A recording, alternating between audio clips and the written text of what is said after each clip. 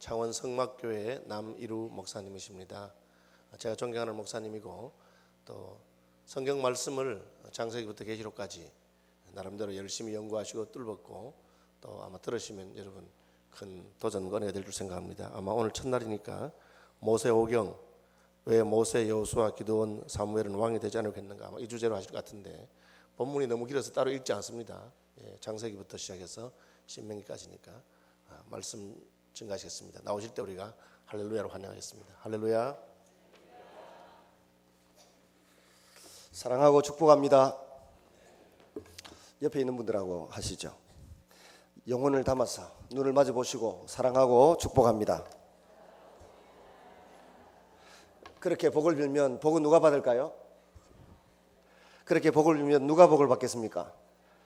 당사자가 받습니다. 그게 성경입니다.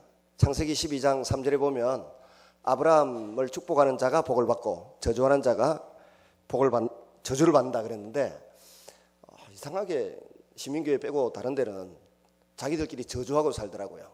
그래서 같이 저주를 받더라고. 근데 다른 사람을 축복하면, 특별히 믿는 자를 축복하면 본인이 복을 받습니다. 장로님을 축복하면 장로님을 축복한 성도들이 복을 받고, 또 근사님을 축복하면 근사님을 축복한 성도 본인이 복을 받습니다.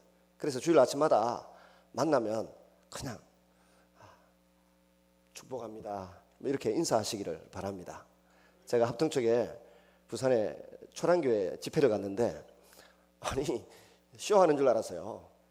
우리 여기 오늘 나와 있을 텐데 김성현 집사님 아버지하고 장모님하고 둘이서 이제 집회 같이 갔는데, 목사님하고 차 마시고 있는데 성도들이 지나가다가 목사님 축복합니다 배꼽 인사를 하시더라고요. 쇼 하나 했더니 한두 사람이 아니고 나중에 보니까 목사님도 지나가면서 그러시더라고요. 와, 교회가 얼마나 아름다운지. 그 초량동의 그 산골에서, 그 시골에서 정말 성도들이 그렇고, 제가 가서 성령 치유 사역을 해본 교회 중에 탑으로 역사가 많이 나타나더라고요. 그래서 그 교회 성도들이 소개를 해서 미국에서 일본에서 사람들이 자꾸 들어와요, 저한테. 근데 그 비결이 어디 있는가 보면 성도는 성도를 축복하면 복을 받습니다. 이거 하나라도 오늘 아침에 아시고 집에 가서 저 찢어 죽일 놈, 그 자기 아들 보고 그러고 말이지, 지게나 지고 다니는 놈 이렇게 하면 안 되고, 저 왕같이 살 놈 이렇게 이야기하시고 칭찬하시기를 바랍니다. 저는 우리 교회 신년 예배 때 숙제 하나를 1년 동안 숙제다, 저도 이 숙제를 풀겠다라고 했습니다.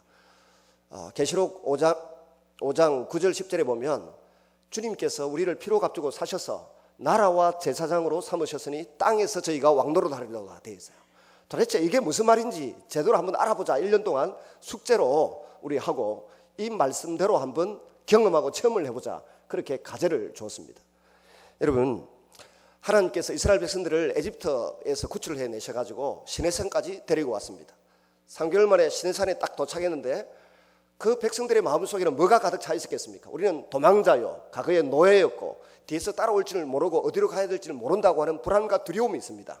그때 하나님께서 내가 독수리 날개로 너희를 업어서 구출을 해서 여기까지 데리고 왔다. 너희는 나의 소유된 백성이고 제사장 나라가 될 것이고 거룩한 시민이 될 것이다 라고 했습니다. 제사장 나라로 삼겠다고 말씀하셨어요. 제사장 나라가 뭡니까? 첫째, 따라합니다. 첫째, 유월절 어린 양으로 시작된 나라, 하나님의 용서가 있는 나라, 이웃과 이웃 사이에 거룩과 나눔이 있는 나라, 민족과 민족 사이에 평화가 있는 나라, 장자와 성전으로 이끄는 나라. 손가락 내셔야 되는데 5살짜리 아이에게 이것을 가르치라고 지금 제가 말씀 운동을 하고 있는데요, 이 책이 제 책입니다.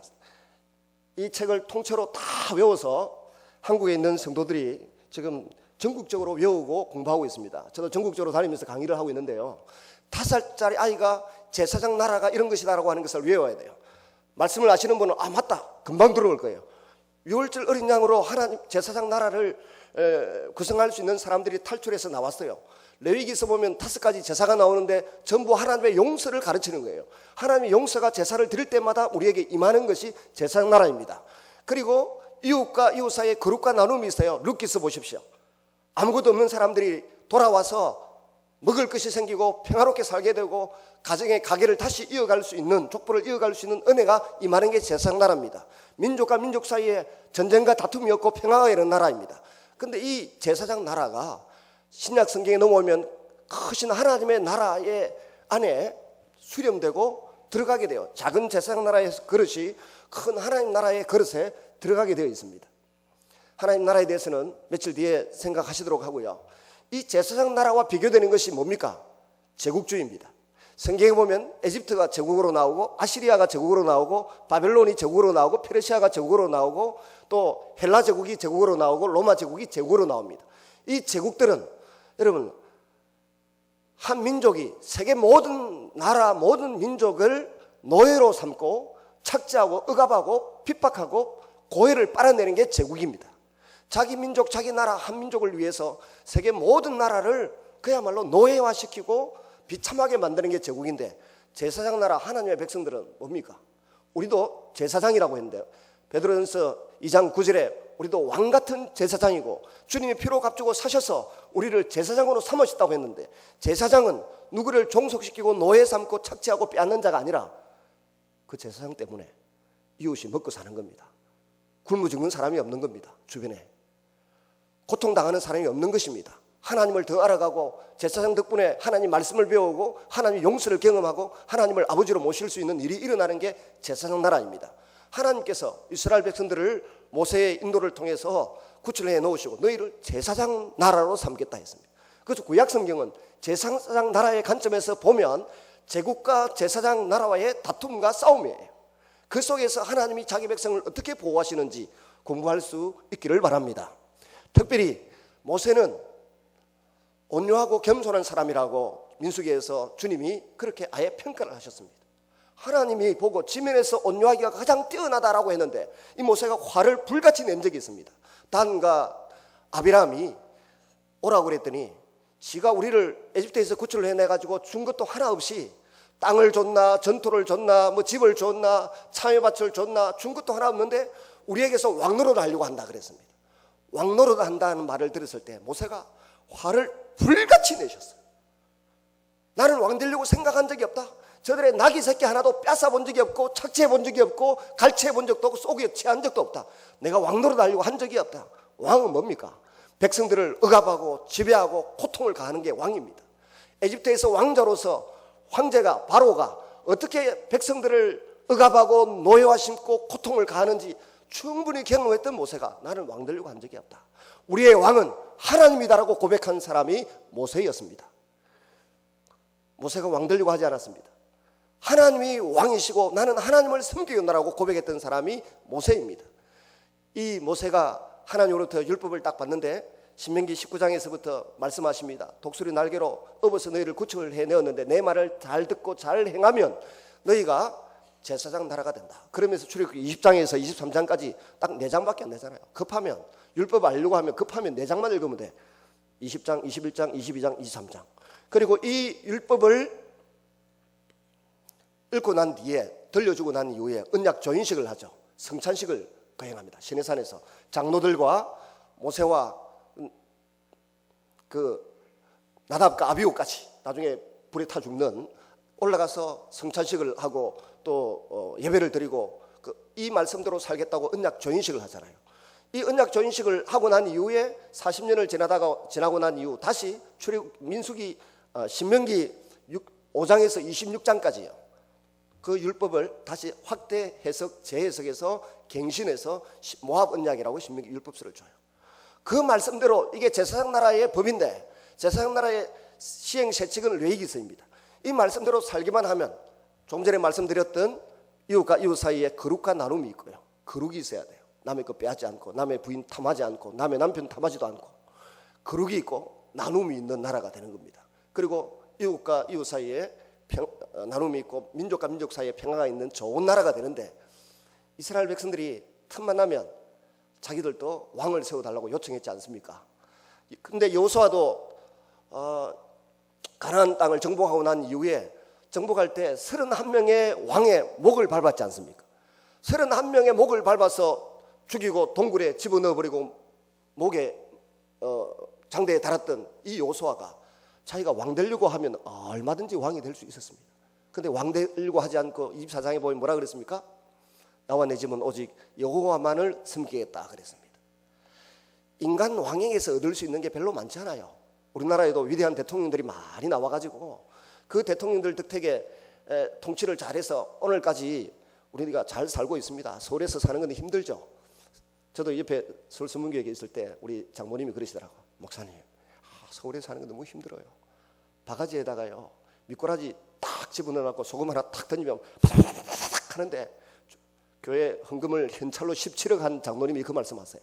현찰을 17억을 한 장모님이 하시는 말씀이 바가지에다가 미꾸라지 집어넣고 소금 탁 치면 소금이 치는 게 미꾸라지가 바라락 하고 막 서로 살려고 밟는 게 서울이 그런데 목사님, 자 그래서 빨리 창원으로 내려갔지 않습니까? 놀기 좋고 살기 좋고. 여러분 그렇게 이 바글바글하는 곳에서 우리의 왕이 누구십니까? 하나님이세요. 여호수아도 왕 되려고 하지 않았는데 그 다음 순서가 누굽니까? 기드온인데요. 기드온이 미디안 족속들을 다 물리치고 난 이후에 돌아오니까 그 백성들이 가서 그랬습니다. 아이고 당신과 당신 아들과 당신 손자가 우리에게 왕이 되어주소서 이렇게 부탁을 했어요. 그랬더니 나도 왕이 되지 않겠고 내 아들도 왕이 되지 않겠다 그랬습니다.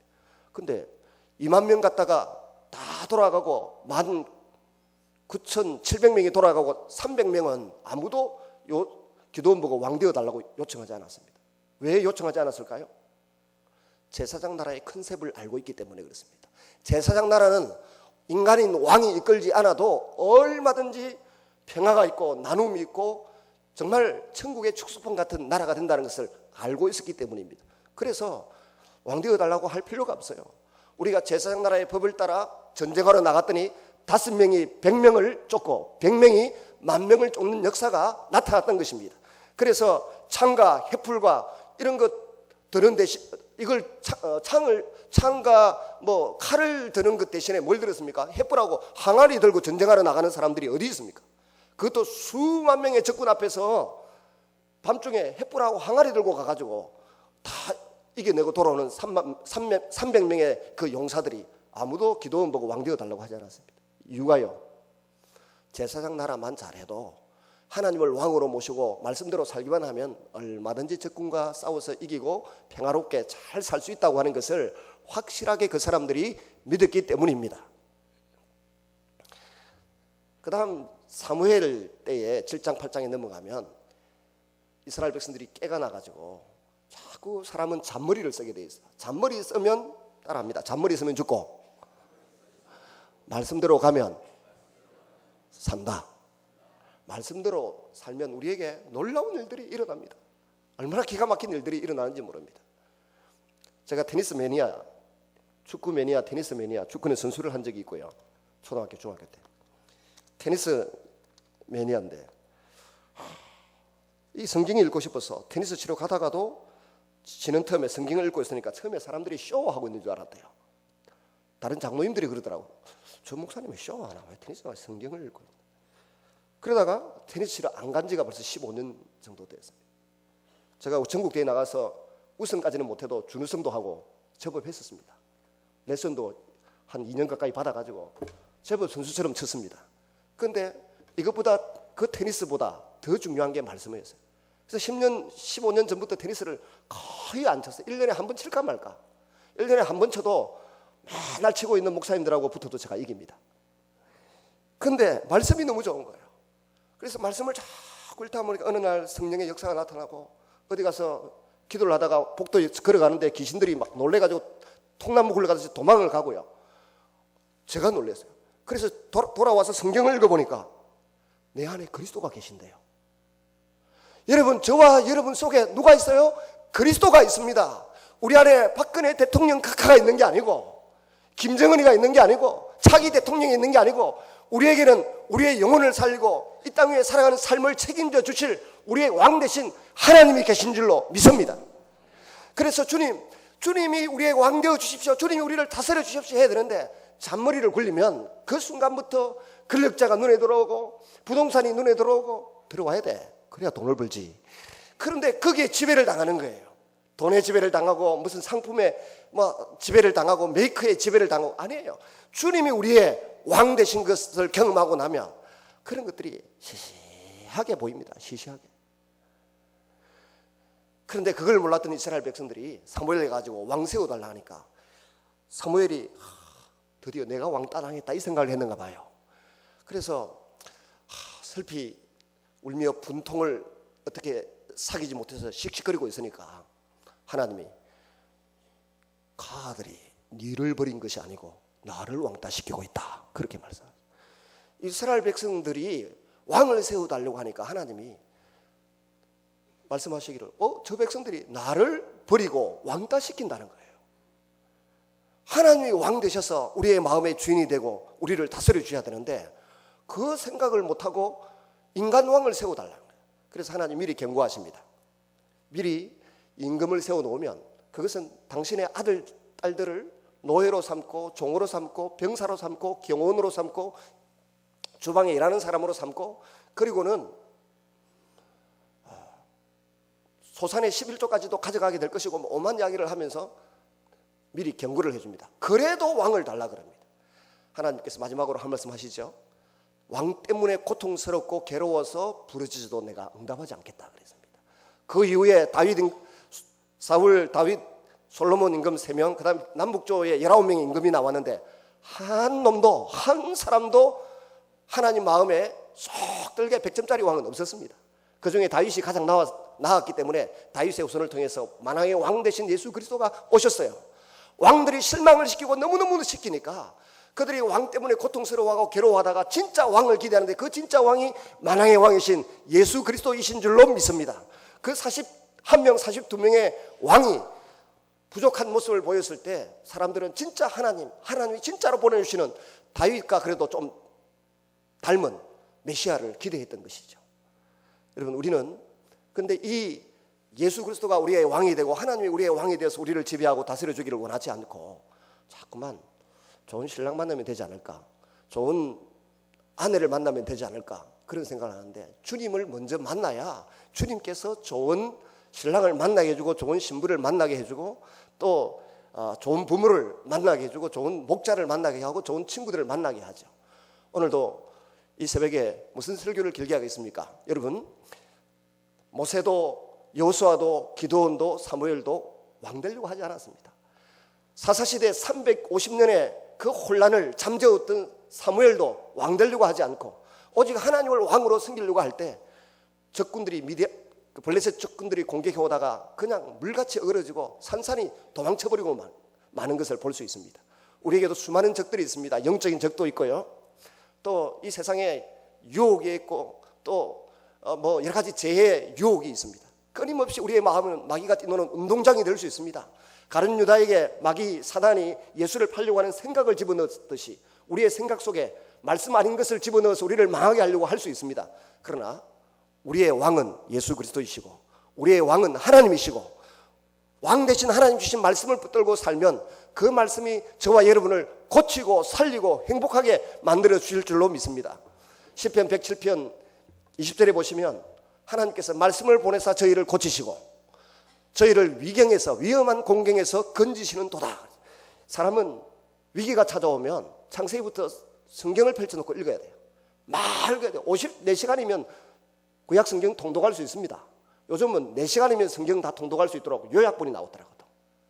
똑같은데 줄을 끊어서 그 성경은 150만 원이에요. 제가 150만 원 주고 성경 샀어요. 감리교회 강덕순 목사님이라는 분이 성경을 200만짜리 만들어 가지고는 그걸 저한테 할인해서 150만 원에 팔았어요. 제가 그 성경 가지고 있습니다. 근데 이 성경을 들고 있는 목사님들이 많아요. 근데 거기에 가르치는 대로 하면 줄을 끊어서 중요한 거면 요절만 착착착 연결을 해놨어요. 4시간 만이면 신구약 다 읽었어요. 근데 그렇게 읽는 것도 필요하지만 그냥 무식하게 읽는 거예요. 잘 읽다 보면 저희는 막 여름 되면 막 구약 성경, 겨울 되면 신약 성경 소구영신을 앞두고 16시간 동안 성경 쫙 읽습니다. 그러면 말씀이 우리에게 들어오면 하나님이 필요하면 우리를 나라로 삼으시고 제사장으로 삼으시고 왕으로 삼으셔서 쓰시겠다고 하는데 말씀 붙들고 있는 사람 안 쓰고 누구를 쓰겠습니까? 말씀이 우리의 왕노릇하고 말씀의 지배를 받으면서 치유도 경험하고 기도의 문도 열리시고 올 한 해가 하나님 앞에서 왕노릇하는 그런 귀한 성도들이 되실 수 있기를 주의 이름으로 축원합니다. 같이 한번